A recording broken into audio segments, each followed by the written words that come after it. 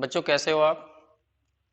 बच्चों हम simplex method पढ़ रहे थे, उसके अंदर हमने एक तो सिंप्लेक्स मेथड ही था, फिर उसके अंदर बिगम मेथड था, फिर उसके बाद में था टू फेस मेथड। उन पे हमने एक एक प्रॉब्लम की थी। अब हम कुछ और प्रॉब्लम कर रहे हैं जिससे कि उस मेथड के अंदर, सिंप्लेक्स मेथड के अंदर क्लियरिटी आ जाए। जैसे कि मैंने एक प्रॉब्लम ली है यहाँ पर, maximum Z equal to 10x1 plus के 2x2 और सच दैट करके दो कंस्टेंट डाले हैं। बिल्कुल भी कुछ दिमाग में मत लाइए, सीधा सिंप्लेक्स मेथड लगाइए, उसके बाद में जो समस्या आएंगी उन्हें देखा जाएगा बाद में। तो सबसे पहला काम क्या होता है, पहले इसे स्टैंडर्ड फॉर्म में कन्वर्ट करना होता है, तो हम स्टैंडर्ड फॉर्म में बदलेंगे इसे सबसे पहले। तो स्टैंडर्ड फॉर्म में बदलनी आती है। ऑब्जेक्टिव फंक्शन ठीक है बिल्कुल, यहाँ पर मैक्सिमम जेड इक्वल टू है 10x1 और प्लस के 20x2। उसके बाद में है कंस्टेंट। कंस्टेंट की राइट हैंड साइड 16 और 15 है, वो बिल्कुल सही है, नो नेगेटिव है। बस इनको इक्वेशन में कन्वर्ट करो। तो पहले में 2x1 प्लस के 4x2, लेकिन यहाँ पर ये बड़ी साइड है तो माइनस करना पड़ेगा। मान लीजिए हमने माइनस कर दिया यहाँ पर x3। x3 मत कहिए, वो कह दीजिए क्या बोलते तुम s1, क्योंकि ये सरप्लस वेरिएबल होगा। Equal to 16। दूसरा देखिए x1 प्लस के 5x2 और यहाँ पर आ जाएगा माइनस के s2 इक्वल टू आ जाएगा 15। अब ध्यान से देखें यहाँ पर, जब हम इसे सिंप्लेक्स मेथड सोल्व करेंगे, स्टैंडर्ड फॉर्म में तो आ गए ना ये, x1 x2 सारे वेरिएबल जो है तुम्हारे कैसे हैं, नॉन नेगेटिव भी हैं, right hand side non negative भी हो गई, इक्वेशन भी कन्वर्ट हो गए हैं, ऑब्जेक्टिव फंक्शन मैक्सिमम में है। अब सिंप्लेक्स मेथड लगाएंगे ना, तो सिंप्लेक्स मेथड के लिए हमें टेबल बनानी पड़ेगी। अब टेबल में एक आइडेंटिटी मैट्रिक्स जरूर होना चाहिए। अब देखो आइडेंटिटी मैट्रिक्स कौन देगा, x1 देगा 2 1, x2 देगा 4 5, s1 देगा -1 0, s2 देगा 0 -1। इसका मतलब यहाँ पर आइडेंटिटी मैट्रिक्स नहीं मिलने का। और जब आइडेंटिटी मैट्रिक्स अवेलेबल ना हो तो तुम्हें पता है फिर हमें कुछ नए वेरिएबल डालने पड़ते हैं, जिन्हें बोलते हैं आर्टिफिशियल वेरिएबल। तो यहां पर अब ये प्रॉब्लम आर्टिफिशियल वेरिएबल टेक्निक से सोल्व होगी, क्योंकि आइडेंटिटी मैट्रिक्स अवेलेबल नहीं है। तो यहां पर मैं ऐड कर रहा हूं, ऐड आर्टिफिशियल वेरिएबल। अब दो करने होंगे या एक करना होगा, सोचिए, क्योंकि आइडेंटिटी का कॉलम एक भी नहीं मिल रहा। ना तो हाँ, ना s1 दे रहा, ना s2 दे रहा, कोई भी नहीं दे रहा, आइडेंटिटी का एक भी कॉलम नहीं मिल रहा, तो दोनों में ही ऐड करना पड़ेगा। तो पहला है 2x1 प्लस के 4x2 और माइनस के s1, मैंने यहाँ पे ऐड कर दिया a1 और इक्वल टू 16। दूसरा है हमारा x1 प्लस के है 5x2 माइनस के है s2 और यहाँ पे ऐड कर दिया मैंने a2, तो यहाँ पर इक्वल टू आ गया 15। तो ये हमारे आर्टिफिशियल वेरिएबल हो गए, ये रहे। लेकिन जब प्रॉब्लम के अंदर आर्टिफिशियल वेरिएबल ऐड हो जाते हैं तो दिमाग में तुरंत दो बातें लानी है कि या तो ये क्वेश्चन बिगम सा होगा या टू फेस सा होगा। हम इसे बिगम से कर रहे हैं, तो मैंने यहां पे लिख भी दिया कि अब हम अप्लाई करेंगे। Now way will apply begin method. अब बिगम मेथड क्या कहता है, बिगम मेथड छोटी सी एक समस्या कहता है और कुछ नहीं कहता। वो कहता है कि जो ऑब्जेक्टिव फंक्शन है उसके अंदर आर्टिफिशियल के जो वेरिएबल हैं उनके कोफिशिएंट -m डालिए बस। प्राइमरी जो है, प्राइमरी तो जो है ही। देखो ये बनाओ, मैक्सिमम जेड इक्वल टू क्या थी हमारी ऑब्जेक्टिव फंक्शन, 10x1 था प्लस के 20x2 था। s1 इसमें नहीं था तो 0s1, 0s2 डाल दो। लेकिन जो आर्टिफिशियल हैं उनके कोफिशिएंट -m डालने हैं, बस इतनी सी बात कही है बिगम ने। और वो कहता है फिर उसके बाद जैसे तुम सोल्व करते हो सिंप्लेक्स मेथड से, टेबल बनाओ वैसे सोल्व करो। तो हम यहाँ पे सोल्व करने जा रहे हैं। टेबल बनाऊंगा मैं, ध्यान सुनना आप। सिंप्लेक्स टेबल बना रहे हैं अब हम। सिंप्लेक्स टेबल तुम्हें बनानी आती है। यहाँ बेसिक वेरिएबल आएंगे, यहाँ सी भी आएगा, यहाँ एक्स भी आएगा, ऊपर सी जे आएगा। पहले सारे वेरिएबल लिखेंगे, x1 x2 s1 s2 और a1 a2। ये रहे। पहले x1 कॉलम देखो 2 1 2 1, x2 का देखो 4 5 4 5, s1 का चेक करो -1 0, s2 का चेक करो 0 -1, a1 का चेक करो 1 0, a2 का 0 1। एक्स भी कहां से आता है, जो राइट हैंड साइड होती है 16 15, तो 16 15 ये रही। सी जे कहां से आते हैं, ऑब्जेक्टिव फंक्शन से। यहाँ पर 10 है, यहाँ 20 है, यहाँ पर 0, यहाँ 0, यहाँ पर है -m, यहाँ -m है। फिर उसके बाद में आते हैं बेसिक वेरिएबल। तो देखो तुमने बेसिक वेरिएबल किसे बनाया, बेसिक वेरिएबल का मतलब आइडेंटिटी मैट्रिक्स कौन बना रहा है, बस ये देखना है। ये बना रहे हैं A1 और A2। A1 दे रहा है फर्स्ट कॉलम, तो A1 शुरू में लिखा जाएगा, फिर सेकंड कॉलम A2 दे रहा है, उनके फिर सी लिखिए, बेसिक वेरिएबल के सी कौन कौन से हैं जो ऊपर लिखे होते हैं। यहाँ -m है और यहाँ पे -m है। अब ये इस टेबल में एक आंसर है, वो तुम्हें पता है कहां से मिलेगा आंसर। A1 की वैल्यू 16 है, A2 की वैल्यू 15 है, बाकी सबकी 0 है। लेकिन हम ढूंढ क्या रहे हैं, optimal solution. Optimal solution Z की वैल्यू मैक्सिमम करने की कोशिश करेंगे। तो जेड की वैल्यू मैक्सिमम क्या चलती है पता, कि जो इस आंसर से जेड की वैल्यू आएगी वो मैक्सिमम है या नहीं है, उसके लिए हमें डेल्टा जी निकालने पड़ेंगे। उससे पहले जेड जी निकालो, जेड जी। जेड जी कैसे निकालते हैं, सीबी वाले कॉलम में x1 वाले कॉलम की मल्टीप्लाई करेंगे, तो माइनस के 2m तो यहाँ हो गया, माइनस का m यहाँ हो गया, तो माइनस के 3m। फिर 4 की मल्टीप्लाई इसमें करिए, माइनस के 4m, और ये हो जाएगा माइनस के 5m, कुल मिलाकर माइनस के 9m।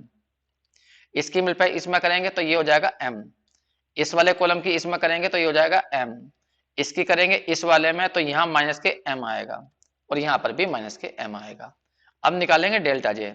सी जे ऊपर लिखा होता है उसमें से ये घटाना, तो यहाँ आ जाएगा 10 + 3m, यहाँ 20 + 9m, फिर यहां से इसे माइनस करेंगे तो माइनस के m, यहाँ पर माइनस के m, यहाँ पर 0, यहाँ पर 0। तो ये पहली टेबल कंप्लीट हो गई। अब इससे चलेगा पता हमें कि अगली टेबल बनानी है या नहीं बनानी। याद करो क्या करते हैं, डेल्टा जे को देखते हैं, सारे डेल्टा जे 0 या 0 से कम होने चाहिए। लेकिन यहाँ पर डेल्टा देखो ये वाला पॉजिटिव है, क्योंकि यहाँ 3m है और 9m है। जब तक m पॉजिटिव रहेगा तब तक वो पॉजिटिव बन जाएगा, ये ध्यान रखना। तो ये पॉजिटिव, इनमें बड़ा कौन सा है, 9m वाला बड़ा है, तो ये हमें इनकमिंग देगा। कौन है इनकमिंग, x2। ठीक है, तो यहां पर अब इस टेबल में x2 आएगा, लेकिन किसकी जगह आएगा, A1 को उठाया जाए, यहां से A2 को उठाया जाए, तो उसके लिए तुम्हें मिनिमम रेशो ढूंढनी होगी। और मिनिमम रेशो निकालने के लिए XB वाले कॉलम को इनकमिंग वेक्टर वाले कॉलम से डिवाइड करना होता है। इनकमिंग का आया x2 और XB ये रहा, तो इस वाले कॉलम को अब तो समझ गए होगे तुम, इस वाले कॉलम को इस वाले कॉलम से डिवाइड करना। ठीक है, तो करो, 16/4 आ जाएगा, 16/4, और नीचे आ जाएगा तुम्हारा 15 कितना 5। अब तुम्हें इसमें मिनिमम छांटना, कौन सा मिनिमम बैठेगा, तो 16/5 और 15/5 में मिनिमम ये वाला बैठेगा शायद, चेक कर लियो। 15/5 ये मिनिमम आ गया। ठीक, अब जब ये मिनिमम आ गया तो A2 बाहर जाएगा। बताओ अब यहाँ अगली टेबल कैसे बनाएंगे, A1 तो यही रहेगा, A2 बाहर निकल गया, A2 की जगह आएगा कौन, x2 आएगा। ठीक, बाकी टेबल तुम्हें बनानी आती है, कैसे बनाओगे यहाँ बताओ। यहाँ पर CB डालने, बेसिक वेरिएबल के CB, तो A1 का कहाँ लिखा हुआ, ऊपर माइनस के m लिखा हुआ, और x2 का कितना है, ये रहा 20, तो यहाँ 20 आ जाएगा। और नीचे की टेबल कैसे बदलेगी, अब ये वाली टेबल कैसे बदलेगी सारी। A1 तुमने क्या बनाया, बेसिक वेरिएबल, तो A1 का कॉलम आइडेंटिटी कॉलम होना चाहिए, तो A1 का कॉलम तो अपने आप ही है 1 0। लेकिन x2 जो बदला तुमने, x2 कॉलम है 4 5, और होना चाहिए आइडेंटिटी कॉलम के अनुसार, और आइडेंटिटी कॉलम क्या बैठेगा 0 1, क्योंकि सेकंड रो पे है ना ये, तो यहाँ 0 1 आना चाहिए, तो इसका मतलब इसे 1 बनाओ, तो ये तुम्हारे लिए की एलिमेंट है ये। तो 5 को 1 बनाने के लिए 5 से डिवाइड कर दीजिएगा सेकंड रो को, तो मैं यहाँ पे लिख रहा हूँ R2 को डिवाइड कर देंगे हम किससे, 5 से, तो यहाँ आ जाएगा 3, यहाँ आ जाएगा 1/5, यहाँ आ जाएगा तुम्हारा 1, यहाँ 0, यहाँ माइनस के 1/5, यहाँ पर जैसा कि अब यहाँ A2 बाहर निकल गया, तो A2 के कॉलम को कैलकुलेट करने की जरूरत नहीं है। मैंने तुम्हें बताया था आर्टिफिशियल वाले जो वेरिएबल्स होते हैं, जब ये बाहर निकल जाते हैं तो उनका कॉलम मत कैलकुलेट करिए। ठीक है, तो A2 का कैलकुलेट नहीं करूंगा मैं। अब देखियो ऊपर, यहाँ 0 बनाना, तो सोचो यहाँ 4 है, यहाँ 0 बनाना, यहाँ इसकी हेल्प से बनाना, तो यहाँ भी 4 बनाओ।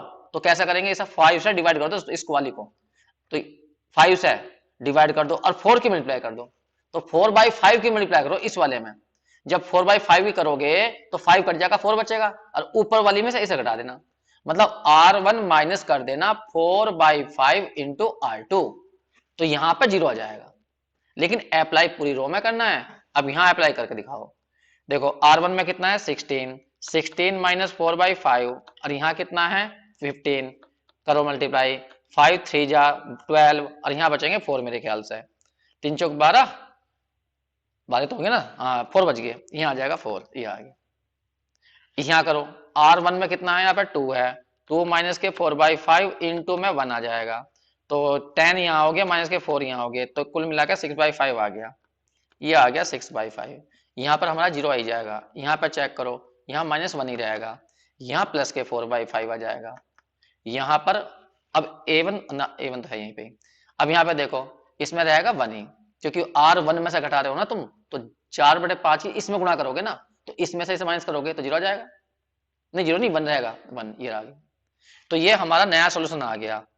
अब इस सोल्यूशन को भी हम चेक करेंगे कि इसमें जेड सबसे मैक्सिमम होगा या नहीं होगा, उसके लिए वही काम फिर करना हमें, यहाँ पे निकालने हैं जेड जे, जेड जे निकालना आता है तुम्हें, इस वाले कॉलम में इसकी मल्टीप्लाई करनी है, तो माइनस के तो आ जाएंगे 6/5m, ये आ गया, और इसकी मल्टीप्लाई इसमें करेंगे तो 5 4 जा हो जाएगा, 4 हो जाएगा, 5 4 20 हो जाएगा ना, यहाँ पर आगे इसकी मल्टीप्लाई इसमें करो 0 हो गया, ये बच गया 20। अब इस वाले की मल्टीप्लाई इसमें करो तो यहाँ बचेगा प्लस का m, और ये हो जाएगा 0, फिर इस वाले की इसमें करो तो माइनस के 4/5m, और इसकी मल्टीप्लाई इसमें करी तो माइनस के 4 हो जाएंगे। अब इस वाले की मल्टीप्लाई करो इस वाले में तो यहाँ प्लस के m आ जाएंगे, नहीं माइनस के m, माइनस के m आएंगे, माइनस के m, माइनस का m, ये आ गया। अब डेल्टा जे निकालेंगे, डेल्टा जे कैसे करते हैं, सी जे देखते हैं, सी जे कितना था और उसमें से जेड जे घटाएंगे, सी जे ऊपर लिखे हुए ए ये रहे, ऊपर लिखा हुआ 10, 10 में से इसे माइनस करो तो ये हो जाएगा 6/5, तो प्लस के हो जाएगा 6/5m, ये तो प्लस के हो गया, और यहाँ 10 था, 10 में से 4 जाएंगे तो बचेंगे 6, ये आ गया। अब यहाँ देखो 20 था, 20 में से 20 जाएंगे 0 हो जाएगा, यहाँ 0 था, यहाँ m है तो माइनस के m आ जाएंगे, यहाँ 0 है और ये हो जाएगा तुम्हारा 4/5m, अब प्लस के हो जाएंगे 4, फिर ऊपर वाले में से इसे माइनस करोगे वो 0 हो जाएगा। तो एक तरह से नई टेबल हमारी ये बन गई। अब इसमें बताओ क्या डेल्टा जे जो थे तुम्हारे सारे के सारे, ये वाला डेल्टा जे, ये डेल्टा जे, क्या पॉजिटिव आ गए, वो नेगेटिव आ गए, नहीं आए, ये वाले पॉजिटिव आ गए, ये पॉजिटिव ये पॉजिटिव, तो इनमें लार्जेस्ट कौन सा है, ये वाला लार्जेस्ट है, तो ये हमें इनकमिंग देगा, तो अब की बार इनकमिंग कौन होगा, x1 होगा। तो अब हमें आउटगोइंग देखना, तो उसके लिए तुम्हें मिनिमम रेशो निकालनी पड़ेगी, और मिनिमम रेशो के लिए किसको डिवाइड करना है, XB वाले कॉलम को इनकमिंग वेक्टर से x1 से डिवाइड करना, करियो। यहां पर है 4 और इससे डिवाइड करो तो 4/6/5, 5 पहुंच जाएगा ऊपर, तो ये हो जाएगा 20/6, कुल मिलाकर बैठ जाएगा ये 10/3, तो ऊपर तो आ गया 10/3। फिर यहाँ चेक करो, ये 3 को डिवाइड इससे करोगे तो 5 ऊपर पहुंच जाएगा, तो यहाँ हो जाएगा 15, ये रहा 15। तो मिनिमम कौन हुई, ऊपर वाली मिनिमम हुई, तो ये हमें आउटगोइंग देगी, कहने का मतलब A1 आउटगोइंग है, तो A1 बाहर जाएगा, सही है। तो अब हम अगली टेबल बनाएंगे और अगले टेबल में A1 को यहां से उठा देंगे, देखिए बस 1 मिनट और, A1 को हमने यहां से उठाया, A1 को, और A1 की जगह कौन आया, x1, x2 तो वहीं बैठा हुआ। अब इनका कोफिशिएंट चेक करो, x1 का कोफिशिएंट क्या था, c क्या था, ऊपर देख चेक करो, ये रहा c था 10, तो अब मैं यहाँ पर 10 लिख दूंगा x1 के कोफिशिएंट, ये रहा यहाँ पर 10, x2 को तो ये रहेगा 20। बाकी सारी टेबल तुम बदलोगे, अब टेबल बदलनी तुम्हें आती है। सबसे पहले ये देखिए तुमने किसको लाए हो, तुम x1 को लाए हो, तो x1 कॉलम को आइडेंटिटी कॉलम के अनुसार बनाओ, 1 0, तो यहाँ 1 बनाना, यहाँ पर 1, तो ये की एलिमेंट है, इसे 1 बनाओ, तो इसे 1 बनाने के लिए R1 में मल्टीप्लाई कर दो किसकी, 5/6 की, ये, तो यहाँ 5/6 की करो, यहाँ पर 5/6 की, तो ये आ जाएगा 10/3, 10/3 आ जाएगा, यहाँ पर 1 आ जाएगा, यहाँ पर 0 आ जाएगा, यहाँ पर आ जाएगा माइनस के 5/6, इसमें करोगे 5/6 की तो 4/6 हो जाएगा, ये रहा, और इसको छोड़ देना क्योंकि A1 बाहर निकल गया, तो A1 को कैलकुलेट करने की जरूरत नहीं है। अब तुम्हें यहाँ 0 बनाना, बताइए क्या ऑपरेशन लगाएं, R2 में यहाँ 1/5 है, जहां 0 बनाना चाहते हो तुम, तो यहाँ 1/5 कैसा आएगा, 6 से डिवाइड कर दो, तो इसका मतलब है R2 में से 1/6 इंटू R1 कर दीजिए, तो यहाँ 0 बन जाएगा, करो, तो यहाँ भी तो लगाना पड़ेगा, R2 में कितना है, 3 है, और 1/6, और R1 में कितना है, 4 है, तो 6 3 जा 18 हो गया, 18 माइनस के 4 अपॉन कितना आ गया, 6 आ गया, कुल मिलाकर 14 अपॉन कितना आ गया, 3, तो 6 और 7/3 बच गया, तो यहाँ पे आ जाएगा 7/3, ये आ गया 7/3, यहाँ पे 0 हो ही जाएगा, यहाँ पर, यहाँ करो 1 में से इसे घटाओगे तो ये 0 ही आएगा, नहीं 1 आएगा, 1 1 सॉरी 1, और यहाँ पे इसमें से इसे घटाओगे तो प्लस के 1/6 हो जाएगा। इसमें से इसे घटाओगे यहाँ पर, इसमें से R2 कितना है, R2 है माइनस के 1/5। एक तरफ कर लो जरा, कैलकुलेशन काफी सारी होगी ना। ये मैंने यहाँ से सब हटा दिया, करियो भी। R2 कितना है हमारा, R2 है माइनस के 1/5 और माइनस के 1/6 इंटू R1, R1 में है 4/5, 4/5 ये तो है। तो कुल मिला के 1 माइनस के 1/5 तो कॉमन ले लो, तो 1 प्लस बचेगा तुम्हारा 4/6 ये। तो माइनस के 1/5 यहाँ आ गया 6 और यहाँ हो गया तुम्हारा 6 10 हो गया माइनस के 2/6 या माइनस के 1/6 1/3, तो माइनस के 1/3 आ गया यार। बाकी कॉलम हम कैलकुलेट नहीं कर रहे। तो एक नया आंसर हमारा इस तरह से आ गया। या चेक कर लेना कहीं जल्दीबाजी में हम गड़बड़ ना कर जाएं। ठीक है बच्चों, एक बार देख लेना, मैं थोड़ा सा ऊपर कर देता हूं इसे। अब देखो फिर वही काम करना। अब हमें जो नया सोल्यूशन मिला है इसमें फिर जेड जे निकालो। जेड जे निकालना तुम्हें आता है, सीबी वाले कॉलम की इस वाले कॉलम में मल्टीप्लाई करो, इसकी इसमें 10 इसकी इसमें 0 तो 10 आ जाएगा, इसकी इसमें 0 इसकी इसमें 20 आ जाएगा। इस वाले की इसमें करो तो यहाँ बैठेगा माइनस के 50/6 तो यहाँ बैठ जाएगा। इसकी करो इसमें तो ये 20/6 हो जाएगा। कुल मिला के बच गया माइनस के 30/6 और 6 5 जा माइनस के 5 आ गया शायद। ऐसे इस वाले की इसमें करो तो ये बैठ जाएगा तुम्हारा 40/6, 40/6 तो ये हो गया। और इसकी मल्टीप्लाई इसमें करोगे तो माइनस के 20/3 या कह दीजिए 3 की मल्टीप्लाई यहाँ कर लो तो यहाँ हो जाएगा तुम्हारा 60 तो माइनस के 20/6 आ जाएगा, या कह दीजिए माइनस के 10/3 आ जाएगा, माइनस के 10/3। कैलकुलेट कर लेना, थोड़ा बहुत जल्दीबाजी में गलती हो जाए तो चेक चेक जरूर कर लेना। डेल्टा जे चेक करिए, डेल्टा जे। सी जे ऊपर देखो, सी जे कितना था, एक मिनट में ऊपर देख लेता हूँ, ऊपर की टेबल देखना है। ये रहा सी जे, यहाँ पर 10 था तो सी जे में से जेड जे माइनस करो तो यहाँ 0 हो जाएगा। अगले वाला 20 था तो ये भी 0 हो जाएगा। उससे अगला चेक करो, मेरे ख्याल से S1 की वैल्यू 0 थी, ये रही 0, दोनों 0 थी ना। तो 0 में से इन्हें माइनस कर दो तो 0 में से इसे माइनस करेंगे 5 आ जाएगा, यहाँ पर 5 आ गया। और इसे माइनस करोगे तो यहाँ भी प्लस के 10/3 आ गया, ये रहा। अब इसके बाद हमें दिखाई दे गया डेल्टा जे अब भी पॉजिटिव आ रहे हैं, तो इसका मतलब अभी ये जो आंसर आएगा इस टेबल में वो अच्छा नहीं है क्योंकि ये पॉजिटिव आ गई। तो अब तुम्हें यहाँ पर फिर वही करना है, क्या करना है, इनकमिंग चुनना है और आउटगोइंग। तो सबसे बड़ा डेल्टा जे ये वाला है, तो इनकमिंग अब की बार S1 है। तो इसका मतलब ये है कि नई टेबल जो बनाओगे तो S1 को अंदर लाना पड़ेगा तुम्हें, तो किसी को उठाना पड़ेगा यहाँ से। किसको उठाएंगे, X1 को या X2 को। उसके लिए हमें यहाँ पे क्या देखना होगा, मिनिमम रेशो निकालनी पड़ेगी। तो मिनिमम रेशो निकालते हैं यहाँ पर हम। तो मिनिमम रेशो कैसे निकलती है वो तुम्हें पता है, XB वाले कॉलम को इनकमिंग वेक्टर के कॉलम से डिवाइड करते हैं। कहने का मतलब इस वाले कॉलम से। और ये कॉलम था शायद X1 का ये था, X2 का ये था, S1 का ये था, S2 का था शायद ये S2 का कॉलम। एक बार चेक कर लेते हैं, ऊपर देखते हैं, एक बार चेक करते हैं। हाँ ये S2 कॉलम था, तो S2 के कॉलम से डिवाइड करेंगे यहाँ पर। अरे नहीं, ये तो ये आया ना मैक्सिमम ये वाला, तो S1 कॉलम से डिवाइड करेंगे। S1 वाले कैसे, हाँ S1 वाले से, एक मिनट गलती होगी वहां पर, यहाँ S1 वाले कॉलम से डिवाइड करोगे ना। इनकमिंग तो ये है ना, ये वाला। अब देखो यहाँ पे नेगेटिव है और XB में ये पॉजिटिव है, तो इसे डिवाइड नहीं कर सकते तुम, क्योंकि तुम्हें यहाँ कह रखा है कि XB को डिवाइड करना है इनकमिंग से, लेकिन इनकमिंग की वैल्यू 0 से बड़ी ही होनी चाहिए। ये लेकिन ये नेगेटिव है, इसे खाली छोड़ दो। अब यहाँ डिवाइड करो, 7/3 को डिवाइड करना है 1/6 से, 7/3 को डिवाइड करना है 1/6 से, 6 जाएगा ऊपर, ये रहा। तो 7/3 इंटू 6/1 और 3 2 जा 14 हो जाएगा शायद। तो कुल मिला के आ जाएगा 14। एक बार फिर चेक कर लो, मेरे ख्याल से 14 बैठ रहा है, ये रहा। तो इसका मतलब इन दोनों में से मिनिमम चुनो। अब एक ही नंबर है तो यही मिनिमम हुआ, तो इसका मतलब अब की बार X2 बाहर जाएगा और कौन आएगा अब की बार S1 आएगा। तो की एलिमेंट कौन सा हुआ वैसे, इनकमिंग वेक्टर कॉलम तो ये हो गया और आउटगोइंग की रो ये होगी, तो की एलिमेंट अब की बार ये जाना। फिर भी अपने हिसाब से कर लो जैसा तुम करते हो। एक मिनट रुक जाइए, अगली टेबल बनाने जा रहे हैं हम, अगली टेबल। तो अगली टेबल के लिए हमें यहां से किसको उठाना, X2 को। X1 तो यही रहने देंगे, x2 को उठाना, उसकी जगह लाना कौन है, s1 लाना, s1। तो उसका कोफिशिएंट ऊपर देखा होगा तो मैं 0 था, ये रहा। अब नई टेल फिर बनाओ। अब नई टेल बनाने के लिए देखें, ध्यान दीजिए, x1 ऊपर है तो x1 का कॉलम तो होना चाहिए आइडेंटिटी के फर्स्ट कॉलम से है, तो आइडेंटिटी को फर्स्ट कॉलम आ तो रहा 1 0।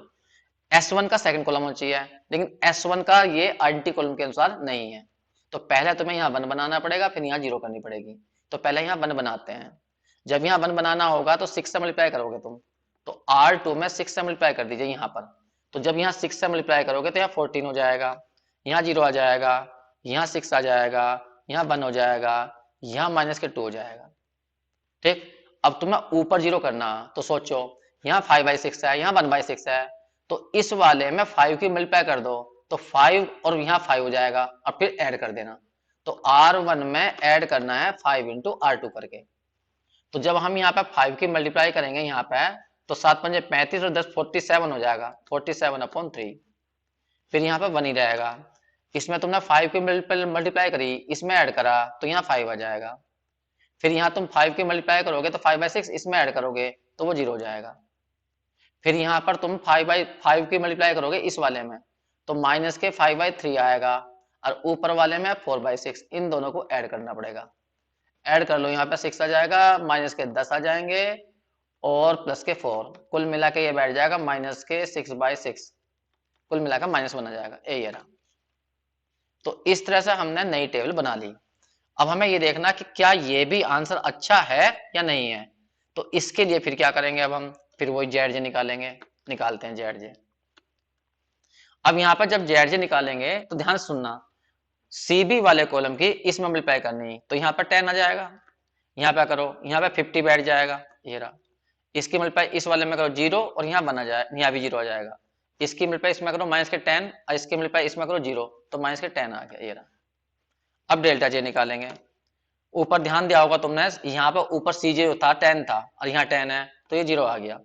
इसमें मेरे ख्याल से ऊपर 20 था, इसमें 50 है, तो -30 आ गया। इसमें ऊपर 0 था तो यहाँ 0 आ गया, इसमें भी ऊपर 0 था तो यहाँ पर 10 आ गया। अब यहाँ खेल बिगड़ गया आकर, क्योंकि ऊपर सी जे 0 था, अब इसमें ये -10 था, घटाया तो प्लस का आ गया, तो ये गड़बड़ हो गई, ये फिर मैक्सिमम हो गया। तो इसका मतलब है अब ये हमें फिर इनकमिंग देगा। ये कौन से वाला, S2 इनकमिंग देगा। कोई बात नहीं है, अगली टेल बनाएंगे। लेकिन एक बात तो बताओ, पहले आउटगोइंग तो चेक करो। आउटगोइंग के लिए मिनिमम रेशो निकालोगे तुम, तो मिनिमम रेशो में XB को डिवाइड करना है तुम्हें अब की बार S2 से। लेकिन यहाँ पर एक नई दिक्कत आ गई। देखो दिक्कत क्या आ गई, ये भी नेगेटिव, ये भी नेगेटिव, तो मिनिमम रेशो निकलेगी ही नहीं। तो इसका मतलब क्या हुआ, इसका मतलब ये हुआ कि तुम आउटगोइंग चुन ही नहीं पाओगे। आउटगोइंग वो लिया जाता है जिसकी रेशो कम से कम हो, लेकिन यहां पर तो मिनिमम रेशो निकल ही नहीं रही है। ठीक है, तो जब मैंने सिंप्लेक्स मेथड बताया था, तो सिंप्लेक्स मेथड में लास्ट में कुछ बातें लिखवाई थी, तो वही वाली बात यहां पर आती है कि यदि मान लीजिए तुमने जब लार्जेस्ट डेल्टा जे चुना और उसके कोरस्पॉन्डिंग कॉलम में सारी एंट्री नेगेटिव आ गई या 0 आ गई, कहने का मतलब मिनिमम रेशो नहीं निकाल सकते तुम, तो उस टाइम पे ये क्या शो करता है, उस टाइम पे शो करता है कि इस प्रॉब्लम का जो सॉल्यूशन होगा वो अनबाउंडेड होगा। कहने का मतलब जेड की वैल्यू बढ़ती ही बढ़ती जाएगी, मतलब कभी तुम ऐसी वैल्यू नहीं बता पाओगे जिससे कि वो फिक्स हो जाए कि हाँ भाई मैक्सिमम ये है, ऐसे नहीं बता पाओगे, बढ़ता ही बढ़ता जाएगा। तो ऐसे सॉल्यूशन को बोलते हैं अनबाउंडेड। तो इसकी पहचान यही है कि जब तुम यहां पर इनकमिंग वेक्टर चुनते हो, तो इनकमिंग वेक्टर चुनने के बाद फिर तुम क्या निकालते हो, मिनिमम रेशो। आउटगोइंग चुनने के लिए तो तुम्हें XB वाले कॉलम को डिवाइड करना पड़ता है इनकमिंग से, और इनकमिंग वाले में सारी की सारी वैल्यू जो आ रही है वो नेगेटिव या 0 आ रही है, तो इसका मतलब तुम डिवाइड नहीं कर पाओगे, तो आउटगोइंग निकलेगा नहीं। आउटगोइंग निकलेगा नहीं तो मेथड आगे नहीं बढ़ेगा। तो जब ये मेथड आगे नहीं बढ़ता यहाँ पर, तो ये शो करता है कि इस प्रॉब्लम का सोल्यूशन जो है वो अनबाउंडेड जाएगा। तो यहाँ पे सोल्यूशन जो है वो अनबाउंडेड चला गया। बस क्वेश्चन कंप्लीट हो गया जी तुम्हारा ये। ठीक है बच्चों, और करके देखिए प्रॉब्लम को जो है, बस इसमें ये लिख देंगे क्योंकि ये सारी वैल्यू नेगेटिव है, तो इस प्रॉब्लम का सोल्यूशन कैसा है, अनबाउंडेड है। लिख देता हूं मैं, कॉलम ऑफ S2 कैसा है, नेगेटिव है, लेस देन 0 है। So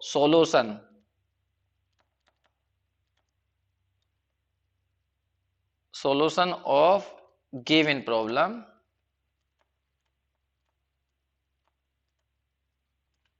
is unbounded. बस जी। तो इस तरह से क्वेश्चन कर लेते हैं हम जो है, और प्रॉब्लम करेंगे इस तरह से, एक एक दो दो प्रॉब्लम जब करते रहेंगे तो क्लियरिटी आती रहेगी उसके अंदर जो है।